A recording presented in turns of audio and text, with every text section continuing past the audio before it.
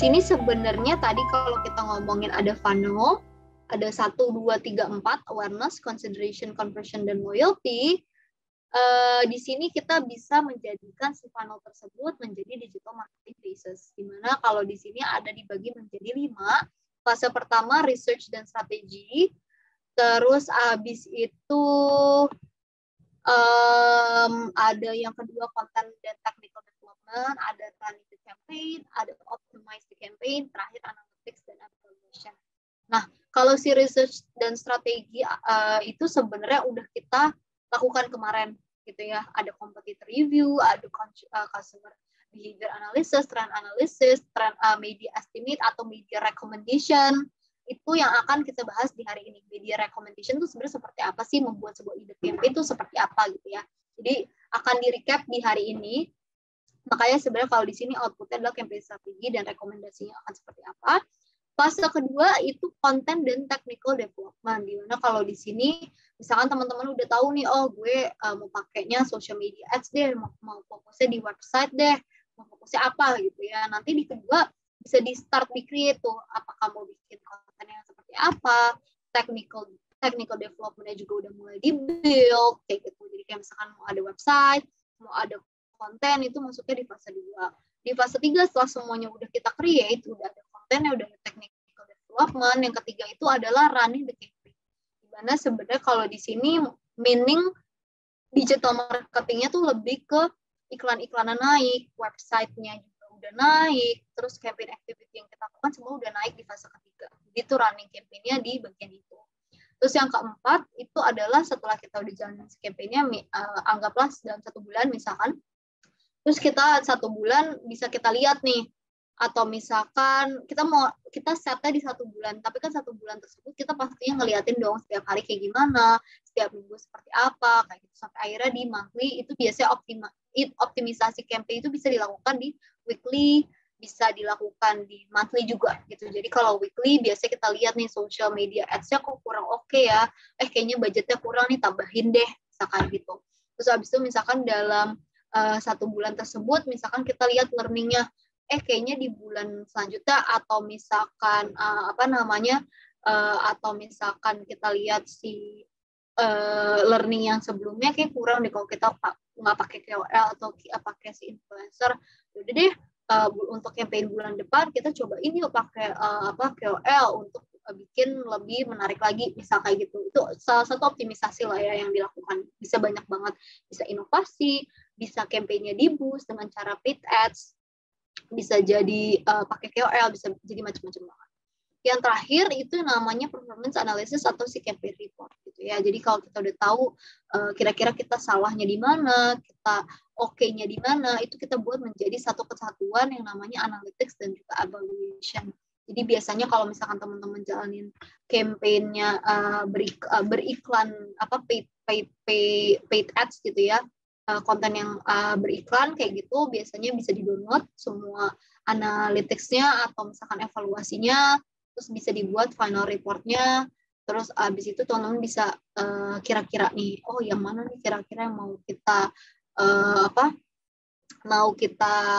benerin, atau misalkan summary-nya tuh dalam sebuah campaign itu apa, terus abis itu way forward-nya atau ke depannya kita harus ngapain, itu biasanya ada di evaluasi tersebut gitu.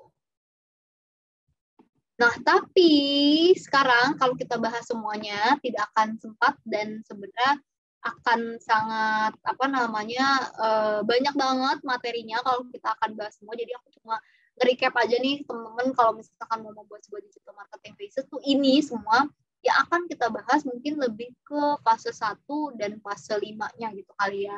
Untuk detail-detail di fase 2, 3, 4 tuh biasanya nanti akan ada kelas terpisah. Di Karirmu juga sebenarnya aku lihat ada beberapa kelas-kelas yang bisa kalian ikutin gitu ya untuk ngikutin si fase 2, 3, 4 kayak gitu. Mulai di next.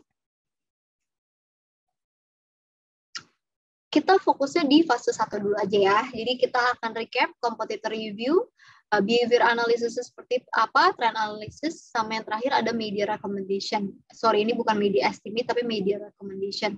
Jadi sebenarnya dari yang teman-teman kemarin udah pelajarin, aku akan sedikit recap nih di sini, gitu, supaya teman-teman makin kebayang Dengan cara apa? Dengan cara aku akan kasih case study brand. Boleh di next. Let's start to create our plan. Yang pertama, tahap pertama itu adalah competitor review, balik lagi. Yang kedua, finding insight dan situation analysis atau motivation. Ini dua udah di cover di minggu lalu gitu ya. Aku akan bahas lagi di sini. Terus yang terakhir ada design, digital strategy, dan media recommendation, which is belum kita bahas sama sekali, dan akan aku bahas di sekarang. Gitu. Next. Oke, brandnya itu anggaplah Monster Energy. Ini sebenarnya dia brand luar, tapi karena sebenarnya ini campaign-nya itu untuk salah satu klien aku dulu, aku nggak bisa sebut namanya, jadi anggaplah dia ini adalah Monster Energy. Karena sebenarnya brandnya ini juga sama-sama energy drink, di mana sebenarnya kalau sama-sama juga memiliki ada vitamin C, ada vitamin B juga, bisa digunakan imun booster juga gitu ya, dan juga kadang dipakai untuk refreshment. Jadi ini supaya teman-teman kebayang aja kalau misalkan Monster Energy itu sebenarnya seperti apa sih gitu ya. Ini ceritanya dummy brand lah ya, kayak brand-brand yang ceritanya ini aku lagi buat apa namanya kita kenalkan yang baru gitu ya.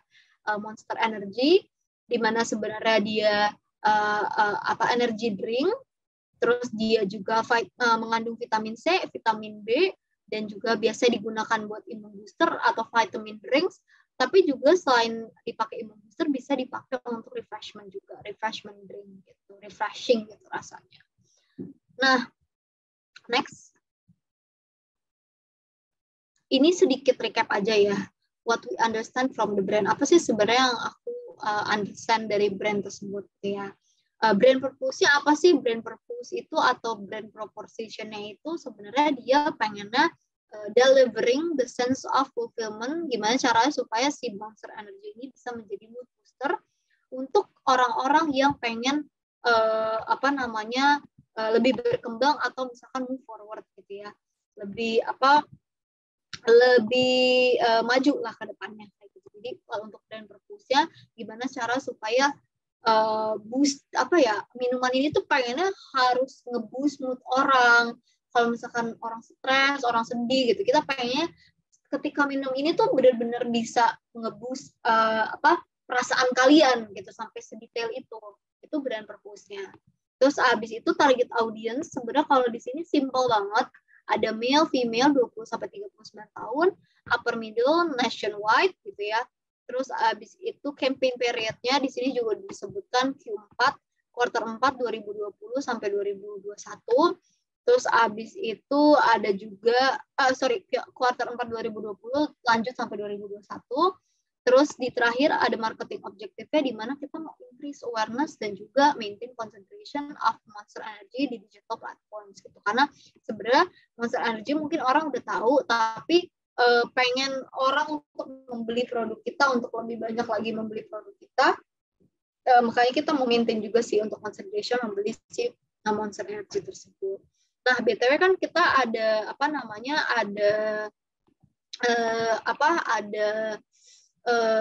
final project. Mungkin kalau dari teman-teman nanti akan membuatnya, boleh kalau misalkan mau bikin kayak gini boleh di satu slide gitu ya, brand proposition-nya atau value proposition-nya atau target audience yang mau didetailin sebenarnya akan lebih bagus dan akan menambahkan penilaian kalian kalau misalkan akan didetailin sih gitu. Cuma ini aku cuma simple doang buatnya kayak gini gitu. What we understand from the brand itu seperti ini. Boleh next. Nah, kita masuk dulu ke competitor review dari si Monster Energy tersebut. Boleh next. Nah, ini salah satu tools yang kita gunakan itu namanya si Fanpage Karma. Si Fanpage Karma ini kalian kalau misalkan mau buka boleh dan bisa di sign up aja gitu, diregister aja gitu. Tapi biasanya ini free trial cuma sekitar 1 minggu doang gitu. Jadi kalau misalkan teman-teman mau pakai buat final project boleh banget buat ngecek si competitor review si Monster. Tapi sebenarnya di sini tuh ada perbandingan antara followers dan engagement. Jadi kalau misalkan di sini kita set ada 3 yang menjadi target kompetitor kita. Ada si Hemaviton 1000, ada UC 1000 sama Monster Energy ceritanya ya di sini. Nah, kalau in terms of followers di Instagram, ternyata tuh Monster Energy tuh paling tinggi gitu ya, dibandingkan Hemaviton sama UC 1000. Di sini ada sekitar 324 ribu gitu ya untuk followersnya. Tapi ternyata kalau kita bandingkan sama engagementnya tuh ternyata UC 1000 itu lebih banyak daripada si Monster dan juga si Hemaviton 1000. Sini bisa dilihat sekitar 6,30%, paling tinggi di Februari itu ada 9,50% gitu secara engagement. Jadi sebenarnya kalau kita bisa bilang di sini atau kita bisa recap, Monster Energy have the highest followers, tinggi followersnya, tapi sebenarnya UC 1000 lebih banyak generate si engagement-nya kayak gitu. Itu sesimpel itu sih kalau misalkan kita mau bikin competitor review. Next. Nah, kita juga bisa pakai ini paling simple banget, dan kalau misalkan emang teman-teman males untuk ngecek di fanpage Karma atau misalkan teman-teman kayak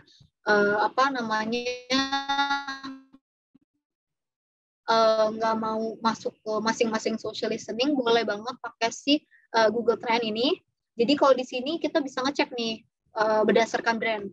Monster Energy, UC 1000 sama Hemaviton 1000 itu seperti apa? Oh, ternyata kalau di sini Monster Energy itu lebih banyak dicari daripada si Hemaviton 1000 sama UC 1000. Tapi sebenarnya si Hemaviton 1000 kalau misalkan in terms of orang yang nge-search lebih banyak daripada UC 1000. Jadi sebenarnya volume of people atau misalkan orang yang nge-search tentang produk kita itu tuh ternyata udah banyak banget. Cuma yang harus kita lakukan mungkin untuk maintain gimana supaya orang membeli produk kita kayak gitu, dibandingkan si Hemaviton sama UC 1000 kayak gitu ya. Jadi sesimpel kayak gitu sih. Mungkin nanti teman-teman bisa coba cek aja sekarang di trend.google.com gitu ya. Bisa dimasukin aja brand apapun, kalau misalkan mau ngecek juga boleh. Biasanya itu di bawahnya suka ada tulisan topics atau queries yang bisa dicek juga. Itu bisa dijadikan juga sih untuk ngecek kayak kompetitor kita tuh sebenarnya melakukannya tuh seperti apa kayak gitu. Tapi kalau misalkan mungkin brandnya belum ke capture di Google atau misalkan belum ke capture di fanpage Karma, boleh di next.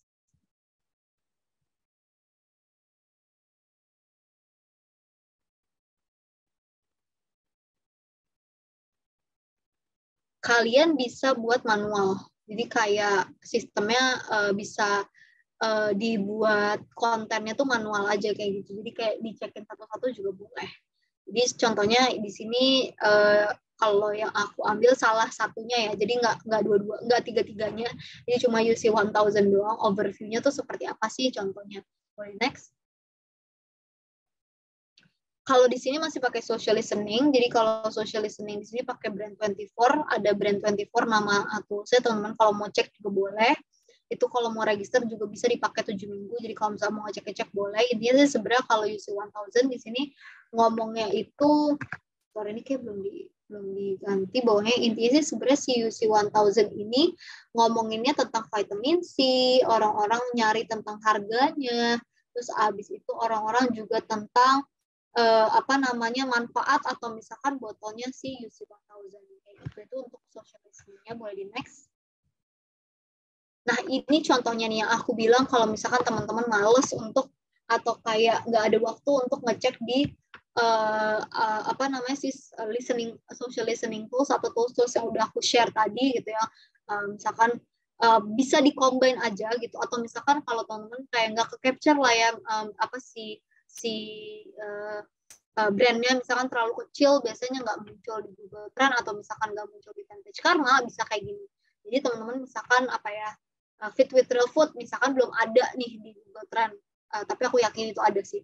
Fit with Real Food belum ada misalkan, ya udah bikin aja kayak gini. Jadi kalau misalkan teman-teman mau bandingin, pakainya sih type of social media content yang dibuat sama si Fit Real Food dibandingkan sama kompetitor-kompetitor lain. Bisa dibuat manual aja kayak gini. Bisa dicek juga sih kayak average comment-nya kira-kira dalam satu postingan berapa. Terus kalian sebutnya si konten itu tuh sebagai apa, misalnya giveaway konten kah, atau inspirasi konten, atau produk konten, terserah. Gitu. Tapi intinya sebenarnya competitor review itu untuk ngelihat brand kita sama brand lain tuh seperti apa sih. Makanya sebenarnya aku mengharuskan banget sih untuk ngecek si competitor review-nya brand yang udah kalian pilih nanti di project akhir tuh seperti apa. Next.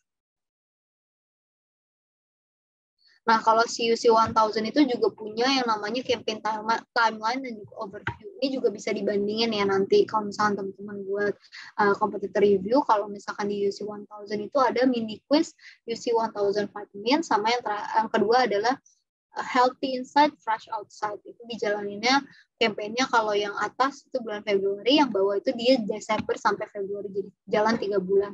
Nah, dari sini bisa dibandingin juga. Oh, ternyata kompetitor kita ada juga nih campaignnya, tapi campaignnya beda gitu. Jadi supaya ngelihat secara brand persona CUC 1000 misalkan itu lebih ke support Miss Universe, support yang cantik-cantik yang kayak Putri Indonesia misalkan gitu. Sedangkan misalkan Monster Energy itu lebih yang seperti apa? Lebih target audience yang normal lah ya, bukan, kita nggak support ke beauty, kita nggak masuk ke beauty, tapi lebih ke gimana cara supaya orang-orang normal ini bisa dinaikin lah mood boosternya, moodnya kayak gitu. Jadi kayak menjadi mood booster lah untuk orang-orang ini. Jadi mungkin perbedaannya akan ada di situ dan summary-nya bisa dibuat di situ. Next. Nah, ini kalau teman-teman mau di breakdown lagi, misalkan tadi ada 2 campaign. Ada mini quiz UC 1005 min, ada healthy inside, fresh outside. Bisa di breakdown juga kalau misalnya mini quiz UC 1005 min itu apa? Produk highlightnya ternyata dia lebih ke giveaway content. Terus key highlight dari campaignnya apa? Durasinya juga bisa dimasukin di sini. Terus next. Healthy inside dan fresh outside juga bisa dicek di sini. Produk highlightnya apa? Oh, ternyata tentang produk knowledge-nya. Dia ngebawa KOL di sini, si Alexis something-nya aku lupa. Dia kalau nggak salah Miss Indonesia atau Putri Indonesia. Terus abis itu key highlight-nya itu adalah provide useful information to stay healthy during pandemic, tapi dia bawanya ke beauty. Gitu. Jadi sebenarnya perbedaannya itu mungkin tipe campaignnya bisa dibandingkan dari situ juga. Oke, jadi itu sedikit untuk competitor review. Di next. Ada juga yang namanya insights dan juga situation analysis. Kemarin sebenarnya aku udah bahas sedikit, cuma kan kemarin kita belum ngomongin spesifik brand. Sekarang kita udah punya brand yang namanya Monster Energy. Anggaplah si Monster Energy ini brand kita lah ya. Next. Nah, ngomongin tentang COVID-19 is a game changer. Ini kemarin sebenarnya udah aku bahas juga, di mana ternyata tentang yang penting itu adalah health awareness ya. Di sini kita pengen nunjukin aja sih kalau misalkan si COVID-19 itu adalah game changer banget untuk orang-orang. Banyak banget orang-orang yang kayak ngerasa jadi banyak banget keterbatasan dan lain-lain. Terus abis itu kayak di sini ada beberapa hal juga yang berubah in terms of hygiene-nya, in terms of health awareness, new skills-nya, more online activities-nya juga. Nah, makanya sebenarnya di sini yang ingin kita bawa secara insights itu lebih ke COVID-19-nya dulu gitu. Karena sebenarnya situasinya lagi pas banget ceritanya di COVID-19 gitu. Karena ini kan 2020-2021. Boleh di next. Nah, kita lihat dulu nih. BTW ini udah masuk ke media recommendation ya. Biasanya kalau media recommendation kita langsung masuk ke insight dan situation analysis itu seperti ini. Looking back our life before pandemic gitu ya. Bisa dilihat di sini gambar-gambarnya, semua orang nggak pakai masker, semua orang bisa bersentuhan tangan dengan sesuka hati mereka, benar-benar kayak bisa happy banget gitu ya, kayak sebelum pandemi ada tuh kayak semuanya bisa kita lakukan bersama-sama. Nggak ada limitasi orang untuk kayak ketemu sama orang lain, sama keluarga, sama teman, itu tuh nggak ada gitu. Jadi sebenarnya ini adalah sedikit capture di mana looking back of our life before pandemic. Nah, sekarang next. Ini adalah our life during the pandemic, di mana sebenarnya ada yang namanya isolation moment, isolasi, ya momen-momen kita isoman, momen-momen kita kayak di rumah doang, apapun kita lakukan online kayak gitu. Jadi kayak sekarang contohnya ngajar online, terus situ kayak apapun yang kita lakukan dengan teman-teman kita terbatas, bisanya via virtual. Nah, ini adalah capture gimana caranya, gimana orang tuh sekarang ada di pandemi ini. Dan sebenarnya itu benar-benar ngerubah gimana sih cara kita interaksi dengan orang lain. Next. Nah, situasi-situasi seperti itu yang membuat kita tuh jadi kayak uncertain gitu, kayak nggak sure ini tuh sebenarnya gimana sih, situasi itu sebenarnya gimana, yang dimana sebenarnya pada awal COVID-19 awal, ini kita ngomongnya tahun 2020 ya, ini kampanye tahun 2020 BTW. Jadi di saat itu orang tuh bener-bener baru beradaptasi, kayak masih bingung. Aku waktu itu juga merasa kayak, aduh kerjaan kok makin banyak banget, terus abis itu kita juga biasanya bisa ngobrol-ngobrol sama teman-teman secara langsung, itu benar-benar bikin anxious, bikin stres, bahkan kita boring banget di rumah karena waktu tahun 2020 itu limitasi untuk kita pergi sedikit banget gitu ya. Jadi nggak kayak tahun 2021 dan 2022 yang udah lumayan fleksibel, tapi di 2020 tuh sesuatu yang beda banget untuk hampir semua orang di dunia ini. Gitu. Makanya sebenarnya situasi tersebut uncertain, banyak banget orang nervous, tapi gimana cara supaya kita bisa keep going kayak gitu. Itu salah satu insight yang kita temukan. BTW ini juga bisa kita jadiin sebagai pain point. Pain point-nya di sini adalah orang jadi anxious, orang jadi stres, orang jadi boring, orang jadi kayak nervous, tapi gimana cara supaya kita bisa tetap jalan. Ini ada pain point dari consumer yang waktu itu aku tangkap dari si Monster Energy. Gitu. Next.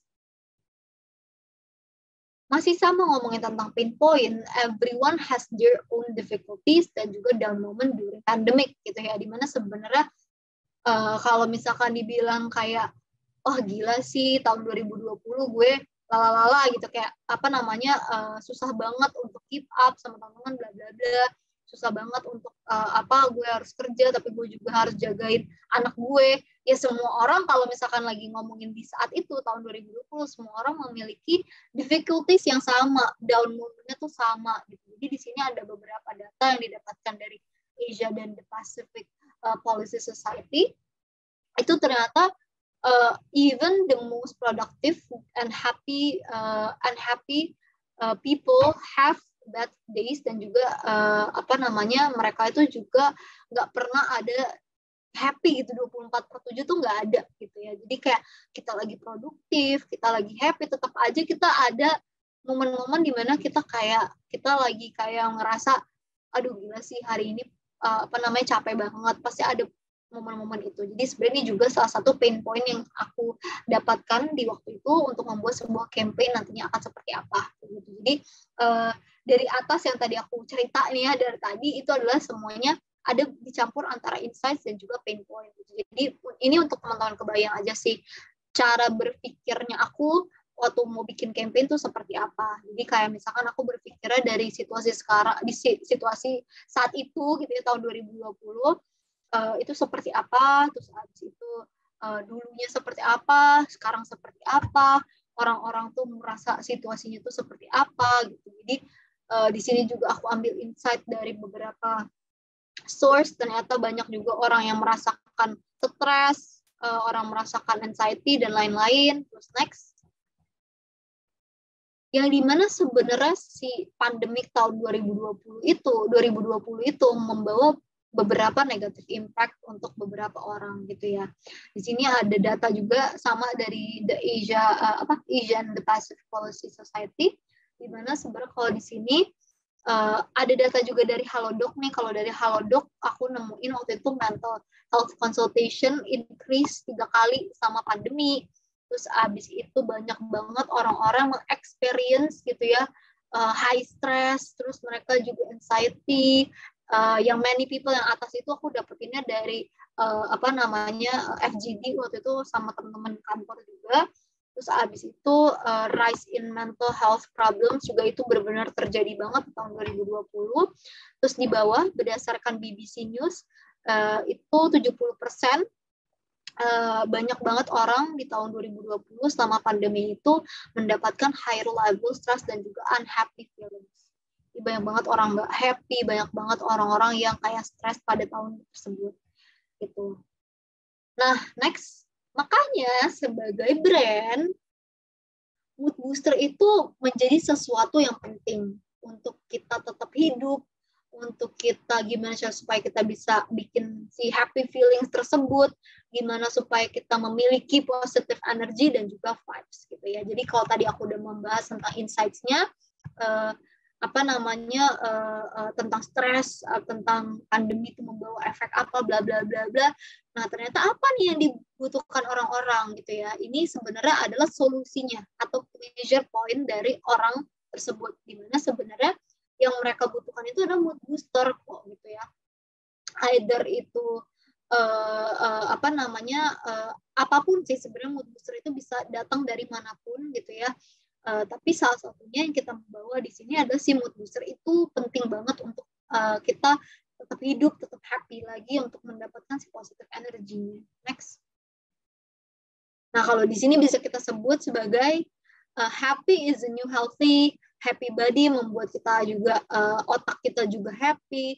Kita memiliki otak yang happy, kita juga memiliki health badan yang sehat kayak gitu. Jadi semuanya tuh connected gitu ya, dari happy tuh benar-benar connect ke seluruh tubuh kita. Kenapa aku masukin ini? Karena sebenarnya basically kita memiliki vitamin ini. Aku agak maju mundur ya, karena sebenarnya supaya teman-teman bisa kebayang ya di sini untuk si happy-nya di sini atau insight di sini tuh untuk membawa si produk kita hubungannya sama happy apa gitu. Jadi kan tadi kita udah ngomongin tentang mood booster ya.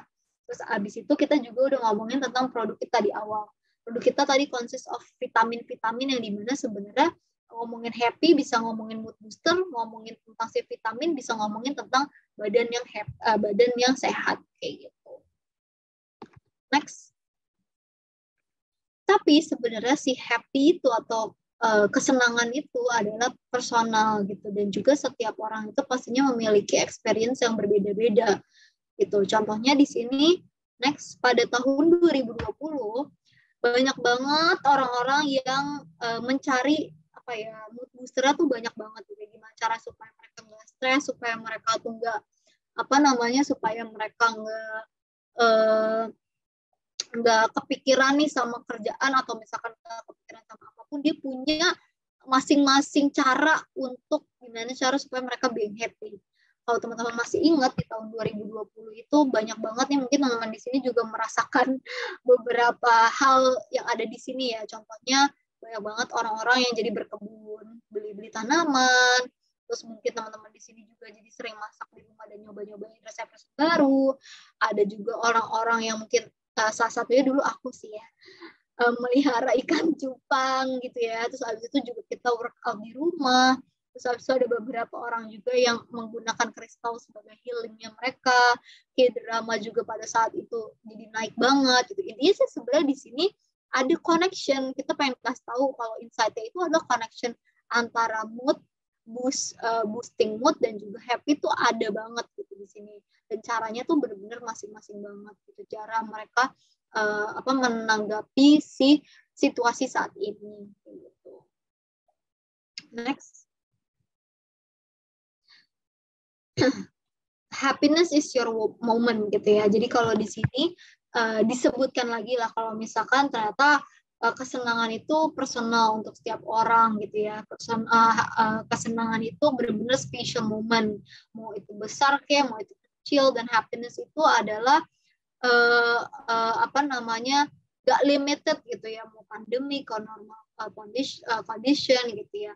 Happiness itu adalah dimana momen ketika lu tuh feel, ketika kita merasa kayak benar-benar tercharge gitu ya, benar-benar ke charge, dan kita sebut sebagai monster energy moment gitu ya. Jadi happiness is your moment to feel boosted, a monster energy moment gitu ya, dimana sebenarnya hal-hal tersebut itu kita konekin lah sama si monster energy moment tersebut kayak gitu. Jadi monster energy ini bisa membuat personal happiness, bisa membuat benar-benar membuat mood booster banget, dan bisa dikonsum ketika mereka mau minum kapanpun. Jadi intinya sih connection-nya itu sih, dari tadi yang aku ceritain adalah di atas kita benar-benar bahas tuntas tentang insights-nya, tentang si orang stres, orang butuhnya apa yang mereka lakukan ketika mereka lagi stres. Dan di sini adalah kita masukin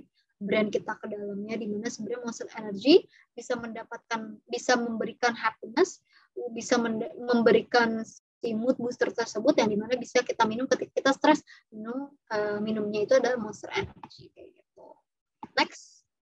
masuk ke media recommendation-nya. Jadi di sini adalah kalau tadi insight-nya masuk ke media recommendation. Next-nya. Di sini ada recap gitu ya, ada situasinya sekarang adalah pandemic help establish Monster Energy as immune booster dan juga mood booster, dimana sebenarnya sekarang banyak banget orang yang juga pada tahun 2020 maksudnya banyak banget orang-orang yang membutuhkan kayak immune booster atau mood booster supaya mereka nggak stres. Terus consumer-nya mereka tuh mengalami extreme changes di hidup mereka gitu ya, nggak cuma fisik doang tapi mentalnya juga terganggu gitu ya. Terus solusi yang terakhir adalah dari situasi, dan kita udah tahu nih konsumernya seperti ini, kira-kira tuh seperti apa sih solusinya? Solusinya adalah gimana cara supaya kita bisa riding atau menggunakan momen consumer basic motivation, di mana sebenarnya dia pengen itu simple banget, itu pengennya happy. Gimana supaya Monster Energy bisa be there, benar-benar ada di situ untuk support their happy moment. Itu kebayang ya mungkin ya teman-teman udah sampai sini. Jadi media recommendation-nya situasinya seperti apa, consumer-nya seperti apa, dan solusi yang kita tawarkan tuh seperti apa. Gitu. Jadi waktu itu adalah idenya. Next. Dokter Monster yang paling serius, jujur ini sebenarnya idenya ada beberapa, cuma yang karena beberapa itu digunakan gitu untuk di campaign asli, jadi aku pakai yang ini aja karena masih nyambung lah ya. Intinya kenapa Dokter Monster yang paling serius, karena sebenarnya kenapa kita bawanya dokter juga, karena sebenarnya siapa sih kita mikir waktu itu, siapa sih sebenarnya orang yang paling bisa diandalkan ketika orang stres gitu ya. Biasanya kalau misalkan high level of stress-nya itu level of stress-nya itu udah tinggi banget, biasanya pastinya kita konsultasi sama yang lebih expert, ya, contohnya kayak dokter gitu ya. Tapi kita nggak mau bawa dokter-dokter yang kayak serius-serius itu untuk kayak untuk kayak menjadi beneran mereka yang kayak ngasih tahu jadi serius, karena kita mau bawa si brand ini itu brand yang fun, brand yang tetap bisa dekat sama audiensnya, brand yang dianggap benar-benar ya dekat lah ya sama audiensnya gitu. Makanya di sini kita waktu itu juga kayak lagi ngomongin tentang salah satu lagunya siapa ya, Pamungkas ya kalau nggak salah ya, yang paling serius itu. Bukan, lagunya ini ya, Amin paling serius tuh lagu siapa sih, aku lupa deh. Pokoknya dari situ kita datanglah nih sama si Dokter Monster yang paling serius, Nadine Amiza gitu. Gara-gara itu lagi hits banget sih lagu Amin paling serius, ya udahlah kita mikir aja kayak, oh dokter yang paling serius. Kenapa paling serius? Karena sebenarnya kalau di sini itu kita harus take serious action gitu ya, dari apa yang sudah terjadi di sekarang nih, situasi sekarang, tapi kita nggak mau action tersebut tuh kayak benar-benar jadi kayak menakutkan untuk orang-orang. Kita malah maunya si action tersebut itu jadi kayak sesuatu yang lucu gitu untuk si audiens ini. Makanya kita membuat sebuah ide si Dokter Monster yang paling serius. Siapakah Dokter Monster yang paling serius ini? Next. Nah, kita sebenarnya kalau di sini introducing our happiness agent. Di sini ada aku lupa sih namanya siapa dia. Bukan Panji, aku lupa nama dia siapa. Ada yang bisa Dodit, astaga, kok lupa. Kita pakai Dodit untuk si Dodit ini untuk jadi happiness agent kita. Dimana sebenarnya fungsinya si happiness agent itu untuk apa? Untuk increase level of happiness dari si audiens kita gitu. Terus abis itu misinya juga sebenarnya nantinya ini idenya ya, ide besarnya adalah bisa one-on-one call session yang nantinya akan ditelepon sama si Dodit ini buat nanyain kamu kenapa, kamu lagi stres ya. Tapi yang nelfon tuh Dodit gitu. Jadi sebenarnya di sini pengen dibawa serunya, pengen dibawa fun-nya gitu. Makanya sebenarnya kita pakai si happiness agent ini. Terus abis itu juga kita pengennya kita build ada satu microsite gitu, ada website, kita bikin kayak semacam personalized happiness recipes. Jadi misalkan orang itu bilang kayak misalkan dia curhat aja misalkan di dalam si website tersebut kayak aku lagi stres banget deh soalnya hari ini tuh aku gini misalkan kayak gitu. Nanti si Dodit bakal bikin resepnya gitu. Jadi resepnya itu yang bisa di-share ke sosial media. Sebenarnya nih kepikirannya lebih ke kayak Spotify. Kalau teman-teman pakai Spotify itu tuh biasanya ada kayak list lagu-lagu apa sih yang paling sering kalian dengerin kayak gitu kan. Nah, itu kita kepikirannya dari situ. Jadi kayak semacam personalize apa sih sebenarnya orang orang suka personalize gitu ya, khusus buat Karina nih kira-kira resepnya A B C D. Buat Tia nih kayaknya A B C D kayak gitu. Jadi sebenarnya itu yang mau kita bawa adalah personalized happiness recipe. Jadi resep-resep yang bisa diracik sama si Dodit gitu ya untuk ngasih ke orang kayak gitu. Jadi itu yang mau kita bawa sebagai si mood boostingnya. Jadi mood boosting kayak minumannya produknya oke, kita tetap akan bawa gitu ya. Dia fun, dia personality fun, problem, talkative, helpful gitu ya. Talking points-nya nanti bisa dibawa ke gardening, cooking. Misalkan kamu harus menanam misalkan menanam buah-buahan ini selama berapa lama, misalkan kamu harus masak ini. Jadi kayak resepnya tuh akan personalize gitu sih sebenarnya sesuai sama apa yang dia suka gitu. Next. Nah, ini sebenarnya adalah connected ecosystem to make sure the mission accomplished gitu ya. Tadi kita udah sebut yang namanya si dokter monster paling serius gitu ya. Nah, di sini ada strateginya, di mana kita bagi menjadi digital marketing funnel yang tadi di awal, ada awareness, ada consideration. Jadi di awareness strateginya mau ngapain nih? Si Dodit suruh ngapain nih?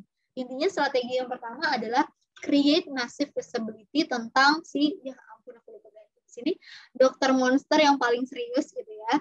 Terus abis itu tasknya itu adalah building awareness through high reach media channels. Kita pakai social media ads. Terus abis itu consideration-nya kita juga ada pakai si brand collaboration tersebut. BTW ini nggak semuanya aku kasih di sini. Kenapa? Karena kita banyak banget media platform yang digunakan. Ada social media ads, ada KOL. Terus kita ada consideration, ada brand collaboration juga untuk membuat si paket spesial gitu lah untuk personalize untuk si orang-orang yang mengisi si mengisi si website tersebut kayak gitu. Jadi awareness-nya untuk create massive visibility tentang si dokter monster. Terus melalui social media ads. Jadi kita kenalin itu, halo semuanya, ini adalah dokter monster yang paling serius siapa, Dodit gitu. Consideration-nya adalah si mengisi si itunya sih di dalam websitenya, sama kita juga kasih semacam personalized box yang bisa mereka beli di e-commerce kayak gitu. Next. Nah, ini contohnya ya. Jadi awareness tuh seperti apa? Awareness aku breakdown di sini. Jadi maximize the use of the social media ads in Indonesia, Facebook, Instagram gitu ya. Mau pakainya optimum reach, frekuensi capping ini tadi yang Mbak Angel sempat mention juga, maunya 2 kali per 7 hari, dalam 7 hari pengennya munculnya 2 kali iklannya. Terus kita juga masukin target audiensnya, misalkan male, female, 18-36 tahun. Interestnya kemana nih? Art, music, e-sport, lifestyle, humor, lain-lain gitu. Yang cocok lah ya kira-kira sama si campaign yang mau kita lakukan. Terus habis itu kontennya mau yang kayak gimana? Kontennya kita mau munculnya di Instagram feed sama di Instagram Facebook Instagram feed sama Instagram stories sama Facebook stories juga. Terus kita maunya video, nantinya bakal ada si dokter monster yang paling serius ini bakal ngasih tahu nih ke orang kayak halo semuanya ya, ala-ala Dodit gitulah ya, Jawa-Jawa gitu yang kayak ngomong kayak halo semuanya, saya dokter monster yang paling serius. Jadi kayak video format yang ngasih tahu kalau introducing himself gitu loh, kayak ngasih tahu kalau halo aku Dodit, bukan, ternyata aku dokter monster yang paling kayak gitu. Jadi kayak sesuatu yang lucu dan orang kayak apaan sih nih, orang nggak jelas banget. Jadi orang tuh pengen kepo, apa sih emang kalau misalkan resep dibikinin sama Dodit tuh kayak gimana sih. Jadi intinya pengennya lebih ke situ sih. Jadi orang lebih pengen ngisi si website kita untuk akhirnya nanti bisa di-share juga semacam kayak di Spotify gitu, yang kayak biasa kita nge-share lagu-lagu yang paling kita sering dengerin, tapi ini instead of lagu-lagu yang paling kita sering dengerin, tapi resep personalized dari Dodit gitu. Next. Nah, ini contohnya ya. Jadi kalau misalkan di sini ada yang namanya intro energy box gitu ya. Setelah dia udah ngisi, dia bisa dikasih personalized box-nya, isinya juga ada bisa di-share. Kalau tadi di website itu bisa di-share di social media. Di sini juga kalau misalkan ini point of sales-nya ada di sini. Jadi kayak orang bisa membelinya, nggak cuma awareness doang, tapi kita juga mau duit dong ya. Ujung-ujungnya kalau digital marketing pastinya kita maunya masuk sales dong ya. Makanya di sini introducing the energy box, di mana sebenarnya personalized, ada isinya Monster Energy Box, ada Book of Happiness, di mana sebenarnya mungkin di sini kepikirannya waktu itu ada si Dodit ngisi kayak semacam quotes lucu yang bisa mood boosting, sama ada special packaging yang bisa bisa dipakai sama si audiens itu. BTW di sini lagi-lagi ini bukan brand aslinya ya, brand aslinya aku nggak mention di sini, jadi aku pakai si Monster Energy. The Doctor nih kebetulan cocok juga sih sama ide yang waktu itu aku buat gitu. Jadi sebenarnya ini introducing the energy box yang bisa dibeli di e-commerce platform. Jadi sebenarnya itu aja sih untuk si digital media digital media recommendation tuh seperti itu.